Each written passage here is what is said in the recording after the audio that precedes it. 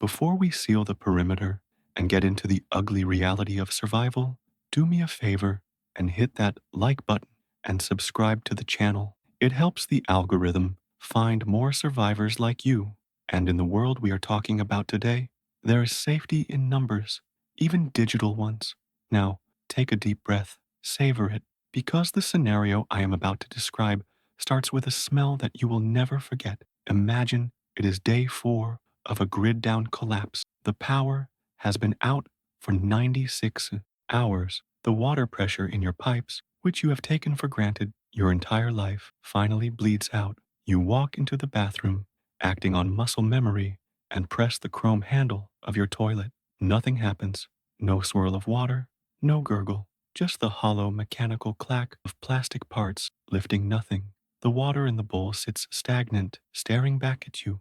In that moment, the most dangerous room in your house has just been activated. You are locked in a sealed box with your family, and suddenly, the biological clock is ticking louder than any bomb. Most people prepare for the apocalypse with bullets, beans, and bandages. They fantasize about defending the front door from looters, but they completely ignore the enemy already inside the walls. The reality is that throughout history, dysentery, cholera, and typhoid have killed more soldiers and survivors than gunfire ever has. If you do not have a plan for your waste, your home stops being a fortress and starts becoming a biological weapon aimed directly at your immune system. You might think you can just dig a hole in the backyard, but what if there is a sniper down the street? What if the ground is frozen solid? What if the fallout is radioactive? You need an internal solution. Today, we are going to strip away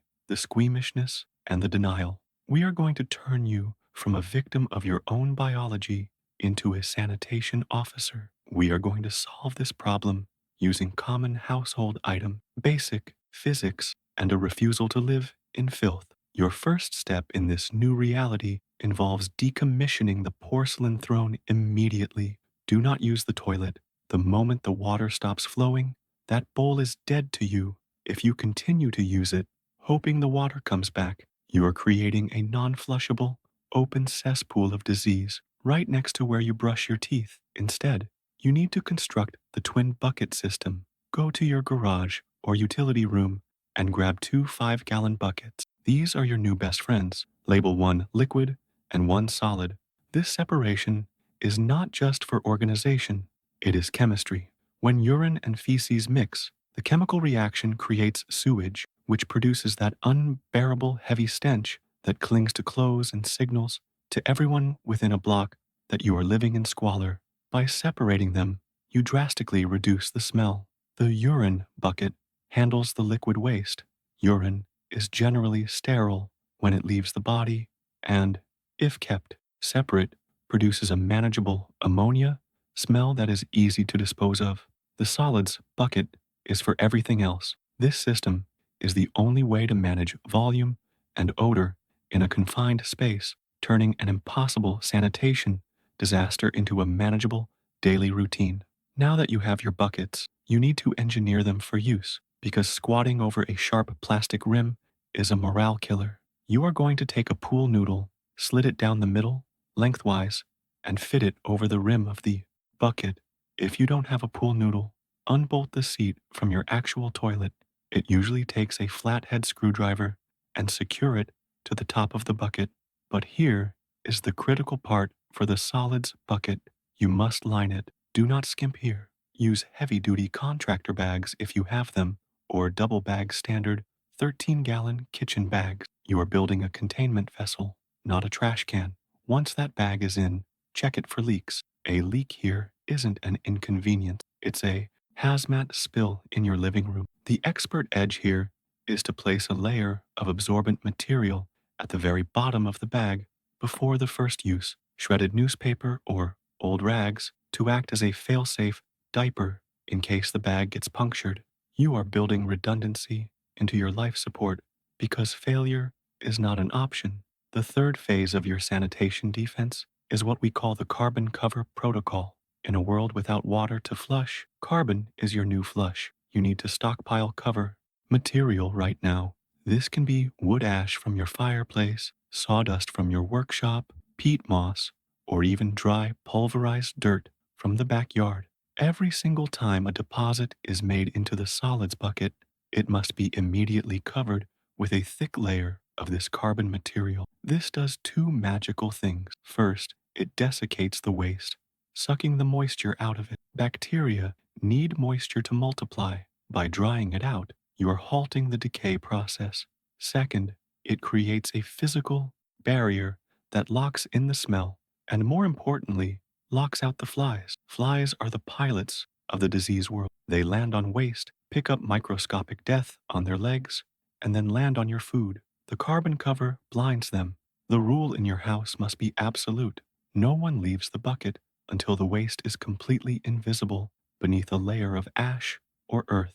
Let's talk about the liquid bucket, because managing this is a tactical advantage most people overlook. A full 5-gallon bucket of liquid is heavy, unstable, and prone to splashing. You do not want to wait until it is to the brim to empty it.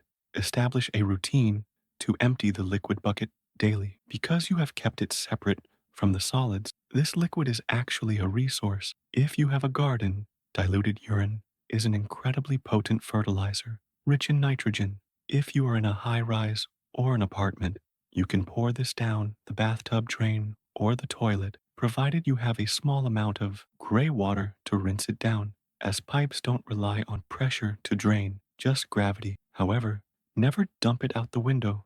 That is the mark of an amateur.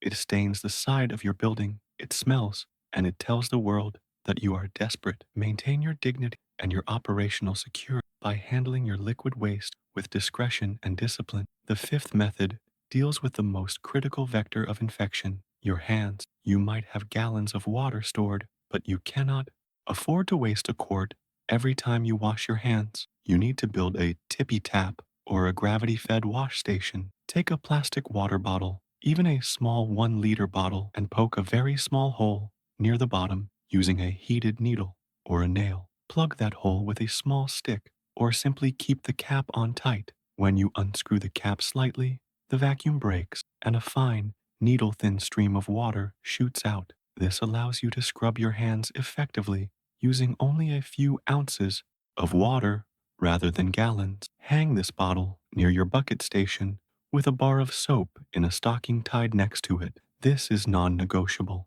You must wash your hands after every interaction with the waste bucket. In a survival scenario, a stomach bug that causes vomiting and diarrhea isn't just an illness, it is a death sentence through dehydration. This simple plastic bottle is the firewall between your gut and the bacteria trying to kill you. We have to address the waste you create that doesn't come from your body, your trash. In a grid-down scenario, the garbage truck is not coming. Your kitchen waste is now a beacon for every pest in a 5-mile radius. You need to implement strict trash discipline. Separate your trash relentlessly. Burn everything paper and cardboard, assuming you can do so without giving away your position with smoke. For food wrappers, cans, and anything that has touched organic matter, you must wash them. Yes, use your precious gray water to rinse out the tuna can or the beef jerky wrapper. If you leave the smell of food on that trash, you're inviting rats, and rats bring fleas and plague. Once rinsed and dried, crush the cans and packaging as flat as possible to save space. If you cannot burn or bury it, create a trash quarantine room, a spare bedroom, or a closet that can be sealed off. Double bag the trash, duct tape the seals, and isolate it. You're managing the olfactory footprint of your home. If your house smells like rotting garbage, you will feel like an animal and your morale will collapse. Eventually, the solids bucket will fill up. You need a protocol for the disposal of this biohazard that ensures it never comes back to haunt you. When the bag is about 3/4 full, never fill it to the top, or it will be too heavy to lift without tearing. You need to seal it. Twist the neck of the bag tightly, fold it over on itself like a gooseneck, and wrap it tight with duct tape. This seal must be airtight. Then, place that bag inside another bag.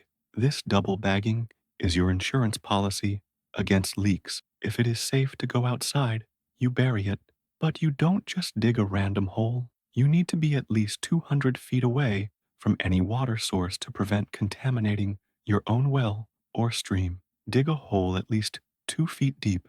The soil biology at that depth will help break down the pathogens over time. If you are trapped in an apartment or cannot go outside due to a threat, you stockpile these sealed bags in your quarantine room. It is grim, but it is better than the alternative. You are building a wall of waste, but because you use the carbon cover and the double seal, it is a stable, odorless wall. Let's talk about the unspoken misery of laundry. Hygiene is not just about not smelling bad, it's about preventing skin infections, rashes, and sores that can become septic. You need a mobile agitator unit. Take a dedicated 5-gallon bucket and cut a hole in the center of the lid, just big enough for the handle of a toilet plunger. A clean one, obviously. Put your dirty clothes, water, and a small amount of soap in the bucket. Snap the lid on, slide the plunger through the hole, and work it up and down. The suction and agitation of the plunger mimic the action of a washing machine, forcing the soapy water through the fabric fibers to dislodge sweat and grime. This method uses far less water than hand washing in a sink and is far less physically exhausting than scrubbing on a board. Wring the clothes out by hand and hang them to dry indoors if you need to maintain OPSEC, or outdoors if the sun is available. Clean socks and underwear are not a luxury. They are medical necessities to prevent trench foot and fungal infections. Finally, you need to prepare for the psychological warfare of living this way. The gross factor is a luxury of the civilized world. You must kill that part of your brain that says, "Ooh, you are the commander of this vessel, and waste management is just another system to monitor, like your food stocks or your perimeter security." Train your family now. Make them understand that the toilet handle is deactivated. Show them the buckets, walk them through the process of cover and seal. If you wait until the crisis hits to explain this, you will be met with resistance and panic. Normalcy bias will make them want to flush just one more time. You cannot allow it. You have to be the one to look them in the eye and explain that this bucket is what keeps them safe. It is not dignified, it is not pretty, but it is the price of survival. This brings us to the philosophy that underpins everything we have discussed. Survival is not about the gear you buy, it is about the problems you solve. You can have a $50,000 bunker, but if you don't know how to manage the waste produced by 3 people in a confined space for 2 weeks, that bunker is just an expensive coffin. True resourcefulness is looking at a plastic bottle, a bucket, and a bag of cat litter and seeing a life support system. It is about realizing that the systems we rely on, the sewer grid, the water treatment plants, are fragile miracles, and when they break, you must become the infrastructure. Picture your home 2 weeks into the collapse. Outside, the neighborhood is suffering. The air in the street is thick with the smell of burning trash and sickness because your neighbors didn't plan. They are weak from dehydration, fighting off dysentery, desperate for help. That isn't coming. But inside your home, the air is still. It smells faintly of wood ash and soap. Your floors are clean. Your family is healthy, hydrated, and strong. You haven't just survived the chaos. You have engineered a bubble of order in a world of entropy. You didn't win because you had the biggest gun. You won because you had the discipline to do the dirty work that no one else wanted to think about. You're not going to die of something as preventable as poor hygiene. You are going to look the apocalypse in the face and tell it that your home is a no-go zone for disease. You are in control. Now, I want to hear from you in the comments below. Be honest. Do you have a stash of heavy-duty trash bags and a plan for your waste? Or are you banking on the flush, working forever? Drop a comment, like the video if you want to survive, and I will see you in the next one. Stay safe and stay clean.